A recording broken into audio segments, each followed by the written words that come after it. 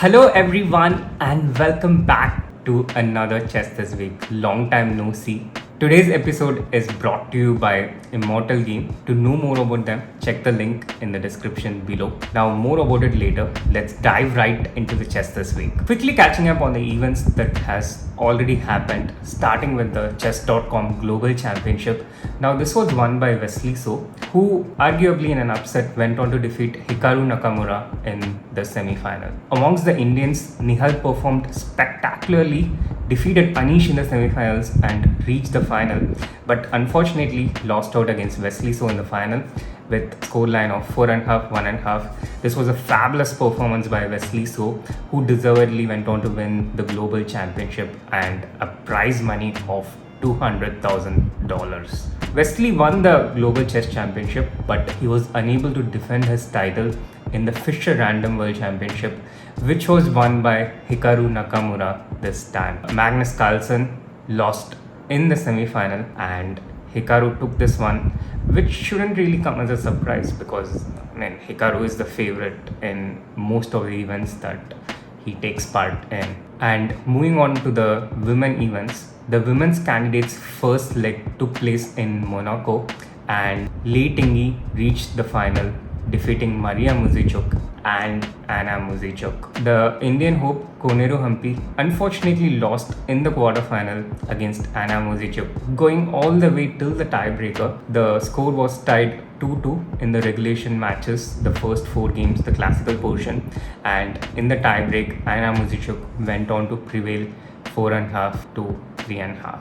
And moving on to the faster formats, the death match 2.0 between Arjun and Gukesh truly lived up to its billing. It was a spectacular match, a very interesting topsy-turvy match which went down the wire. Arjun prevailed in this one, defeating Gukesh. He had 2 big turning points. First, the win in the 4th game of the first leg, which gave him 3 points. And it was a very interesting game where Gukesh was dominating through most of that game, but Arjun just turned things around in the end, and Arjun winning the last game of the second leg, the blitz portion, thereby taking the advantage into the bullet portion and winning the match convincingly. The deathmatch also had parallel events, the DreamHack Rapid and Blitz. The Rapid was won by Grandmaster Lalit Babu and the Blitz tournament was won by Grandmaster Abhimanyu Puranik. But these were not the only big events in Hyderabad in the DreamHack festival.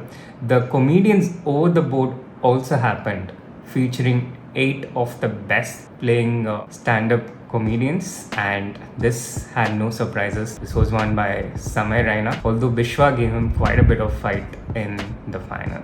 Moving on to more serious events, so to speak, Vidit Gujarati is back to India number 2 after a very convincing performance in the St. Louis Fall event. Vidit scored 6 out of 9 and finished in the 2nd place. Raunak also had a similar score in the B group of the same event, also finishing in the 2nd place. And big news, the Arjuna Award is back to chess after almost 9 years. The last recipient of the Arjuna Award was Grandmaster Abhijit Gupta amongst the chess players, and this year Pragnananda and Bhakti Kulkarni have been awarded this prestigious award, which is the 2nd highest sporting honor in India. And moving on to the ongoing events, the Meltwater Champion Chess 2 final is going on in San Francisco right now. It's a hybrid event, 4 players playing from San Francisco: Magnus, Anish Giri, Pragnananda and Wesley So, and 4 other players: Shakhriyar Mamadiaro, Arjun Erigaisi, Duda, Jan Christoph and Lee Kwang Lim, playing from their respective remote locations. And at the end of 5 rounds, it's Magnus Carlsen who has a massive lead from the rest of the field. Magnus has a score of 14 points out of a maximum of 15, and the next best player has a score of 10 points. That's the kind of lead that Magnus has been having, and he has not just been winning these matchups, but he has just been winning these matches in just 3 games, winning with scores of 3-0 against Anish Giri and Shakhriyar Mamadiaro. defeating Arjun 2.5 half. Magnus has been totally dominating this event so far. Amongst Indians, Arjun Erigaisi and Pragnananda are both having 6 points at the end of 5 rounds. Pragg will play against Magnus in the penultimate round, which is one of the most look forward to and exciting contests in modern day chess these days. The matchup between Arjun and Pragg will take place in the final round. The Commonwealth Chess Championship is going on right now in Sri Lanka, and at the end of 5 rounds, at the time of recording this episode, Mitrabha Guha, Grandmaster Venkatesh and Pranesh are in the lead with 4.5 points out of 5. And that's the events which are ongoing right now. The events that are going to happen this week, there are some exciting events coming up.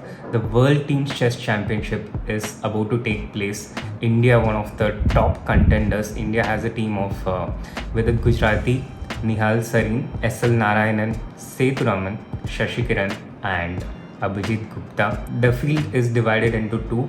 There are a total of 12 teams and there are 2 groups.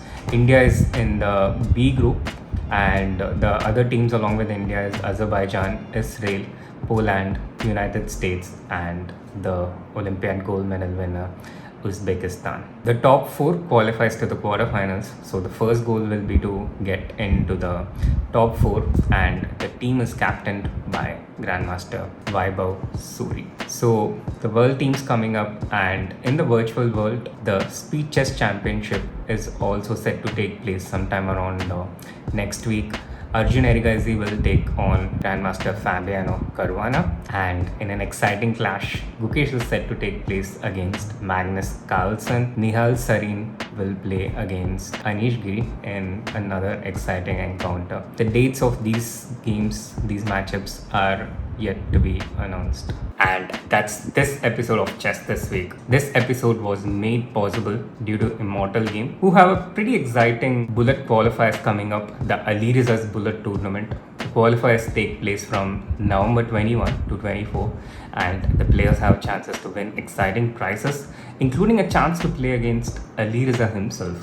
And the players who manage to make a draw or defeat Ali Riza have a chance to win additional prizes. So for more such updates, do follow Immortal Game across their social media channels. And if you liked this episode of Chess This Week, do hit that like button, subscribe to the channel for more such updates, and see you all next week.